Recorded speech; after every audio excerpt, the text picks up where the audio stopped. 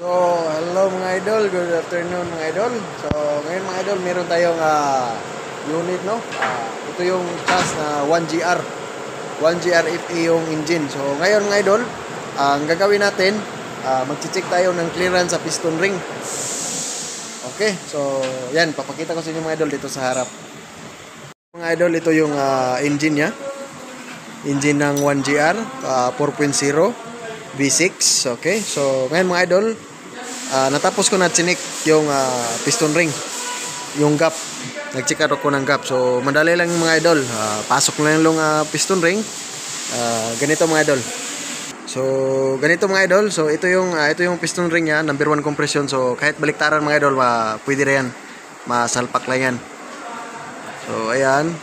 So medyo mahirapan tayo kasi isang kamay lang. So yan. Okay. Tapos pag ganyan mga idol, gamitan natin ng piston. So kailangan yung piston na straight. Okay. So yan. So ngayon, yan makikita nyo yung ano niya, yung meron niyang gap dito mga idol yan. So ipa-flash light natin ha. So ayan mga idol, oh.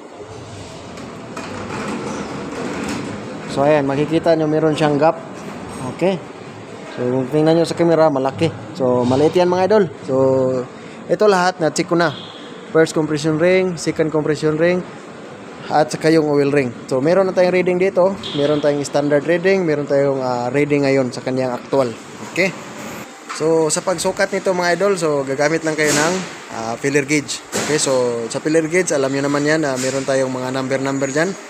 Yung taas inches, dito sa baba mm. Okay, makikita nyo yan. Medyo hayag-hayag, o yan.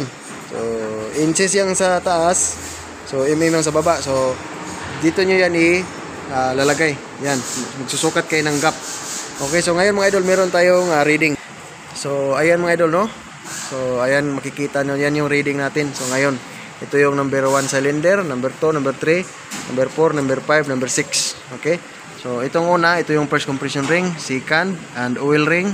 Okay, tapos yung oil ring dito mga idol, pareho lang yan sila. Dalawa kasi yung oil ring, tapos merong expander sa gitna. Okay, so importante, ito lang masukat natin. First compression ring, second compression ring, at saka oil ring. Okay, so ngayon ito yung reading niya. Ito yung reading niya. Sa number 1 cylinder, yung first compression 25, ang second 35, ang oil 25. Okay, so ngayon mga idol, meron tayong standard dito. So ito yung engine niya, Toyota truck.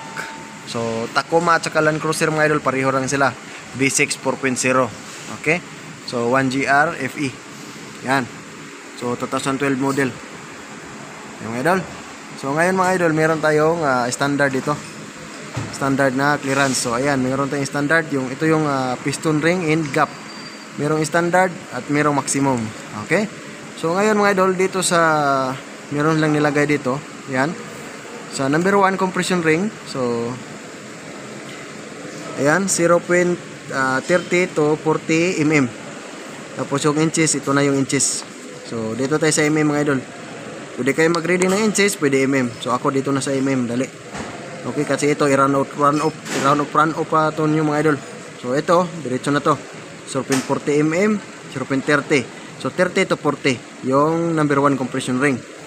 Yung second ring, 40 to 50. Yung oil ring, 10 to 40. Okay, so ngayon mga idol, tingnan natin yung number 1. Number 1 na ito. Yan, inline yan dyan. So yan. Yung number 1, 30 to 40. So yung number 1 natin is 25. So mababa siya sa kanyang mga idol, standard. Okay, so maliit yung clearance. So hindi pasok sa standard. Okay, kasi yung standard dito 30 to 40 mm. So dito 25 lang, hindi umabot ng 30. So kailangan itong ihuning mga idol, yung cylinder bore. Okay, so dito sa number 2 compression, 40 to 50. Yung na-reading niya natin mga idol is 35. Mahigpit-higpit pa nga yan mga idol. 35. So, yung 35 mga idol, mahigpit pa yan. So, hindi pa rin siya pasok. Okay? Hindi siya pasok. So, sa oil ring na naman, 10 to 40. Makikita nyo, 10 to 40. So, naka-reading tayo dito ng 25. 25 yan. Okay? 25 mga idol. So, ngayon mga idol, dito tayo sa number 2. Ayan, mas lalong lumiit. 22 lang. Tapos 35. Tapos 25. Pumunta ako sa machine shop mga idol. Kinuhaan ko to ng reading. Yung number 1 at saka number 3. Itong cylinder mga idol. Ito. Number 1 at saka number 3. 1, 3, 5, 2, 4, 6. Ito yung bank 1. Ito yung bank 2. Okay? So dito ako kumuha ng sukat, tapos umuwi na ako, sila na nagpatuloy dito. So maliit yung sukat mga idol. So pati rin dito mga idol, yung pagsukat ko, meron akong kunting mali rin. Aminin ko. Kasi yung kinuha ko na sukat, 4.0 pa rin siya, pero pang FG. Pang FG siya, hindi siya Land Cruiser. Pero yung Land Cruiser at saka FG mga idol, magkaiba yung sukat ng piston ring end gap. Yung FG medyo manipis, maliit yung clearance, at saka yung yung Land Cruiser, medyo malaki yung gap. Okay? So ang kinuha ko dito mga idol, hindi ko kasi tiningnan ng maayos yung FG. Toyota FG yung kinuhaan ko ng sukat, kaya medyo manipis siya. So mabuti na rin kasi manipis. So hindi sila mag-change ng liner, maghuhuning na lang. Okay, so ayan mga idol, meron tayong mali konti. Kaya ayun din, yung machine shop din nagkamali rin kasi sinunod lang nila. Pero itong sinukat ko mga idol, malaki yung gap. Okay? Ito maliit. Itong 4. Itong kinuhaan ko, so medyo malaki siya. Pero ito, tingnan nyo ha. Ito yung number 1, number 3, number 5. 2, 4, 6. So ito yung kinuhaan ko, dalawa. So ayan, papakita ko ha. So ito yung number 1. Okay? Tapos ito yung number 3. Tapos ito yung number 5. Okay? Tingnan nyo mga idol. Ang kinuhaan ko na sukat doon, yung number 1 at saka number 3. Sila na nagpatuloy sa number 5, number 2, number 4, number 6. So tingnan nyo yung makikita nyo mga idol sa number 2. Ang liit, 22. Yung sinukatan ko number 1 is 25. Yung sinukatan ko number 3 is 30. Okay? Tapos yung reading nila sa number 2, 22. Reading nila number 5, 10. Reading nila 23. Reading nila 23. Okay? So yung pagkuha ko ng sukat, sakto na yan. So dito, iwan ko lang kung sinukat nila to ng filler gauge, o baka yung dial gauge sila nagbabase mga idol. Kasi meron yang isasalpak dito mga idol na dial gauge. Makikita nila kung 00. Okay?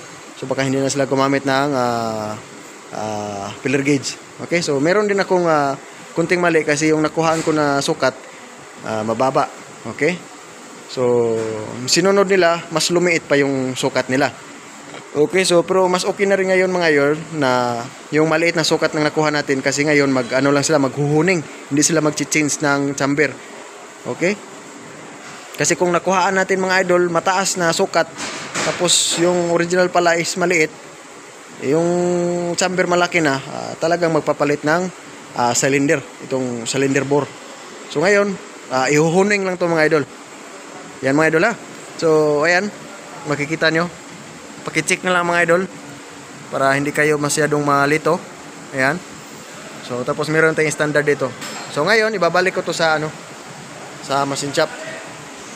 So ngayon mga idol, ang gagawin na lang natin, mag-assemble na lang tayo sa piston. Ito yung connecting rod nya, 6. Tapos yung crankshaft mga idol, bago to. Bago yung crankshaft, kasama yung reluctor ng crankshaft sensor. Okay? Kasi yung crankshaft nya hindi na makaya ng machine shop, malaki yung kain. Okay? So yan mga idol. So update na lang mga idol sa pag-assemble natin. Okay?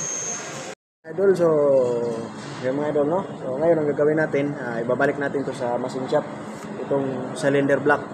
Tapos puntahan ko na lang ring doon para i-check ko na lang isa-isa para pasok talaga sa standard. Okay?